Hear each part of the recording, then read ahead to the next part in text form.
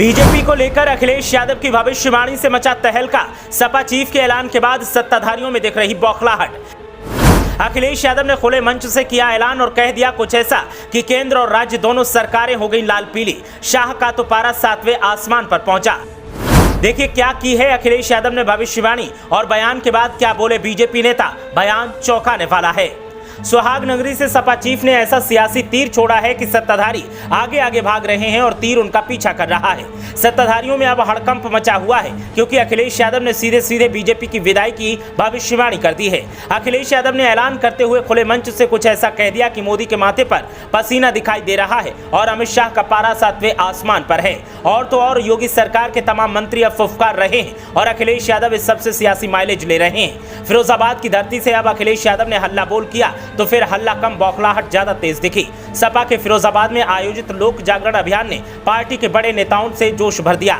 मंच से लोकसभा चुनाव में परिवर्तन लाने, सपा की सरकार में भागीदारी करने पर जोर दिया गया। इतना ही नहीं, बीजेपी के घोषणा पत्र पर बार बार सवाल उठाए गए तो साथ ही हर हाल में इस बार लोकसभा चुनाव में बीजेपी को उखाड़ फेंकने का संकल्प दिलवाया गया। आवारा गोवंशों को लेकर अखिलेश यादव ने कहा कि किसानों की फसलें बर्बाद हो रही हैं तो वहीं रोज यूपी में 25 लोगों की मौत का कारण भी ये आवारा गोवंश बन रहे हैं। सरकार ने छुट्टा जानवरों को लेकर कुछ नहीं किया।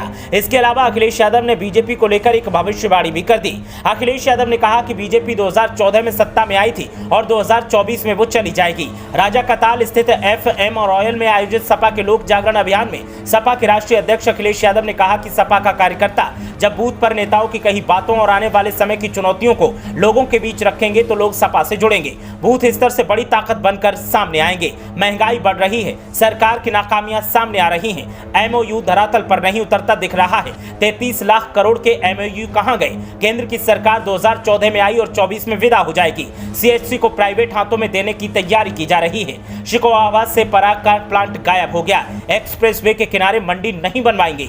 तेल, रिफाइंड और टमाटर की कीमत लोगों को लाभ पहुंचाने के लिए बढ़ाई जाती है। पुलिस का डायल 100 का 112 कर दिया लेकिन सुधार कुछ नहीं किया। नोटबंदी करके बड़ा भ्रष्टाचार सरकार ने किया।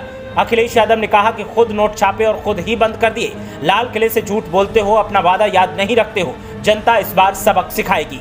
अखिलेश ने इस मौके पर मणिपुर की घटना के बाद आधी आबादी भाजपा को वोट देने तक नहीं जाएगी ये कहा। अखिलेश यादव ने एक के बाद एक कई सियासी वार किए और सत्ताधारियों की ऐसी की तैसी कर दी। ब्यूरो रिपोर्ट, सैफ इलाही।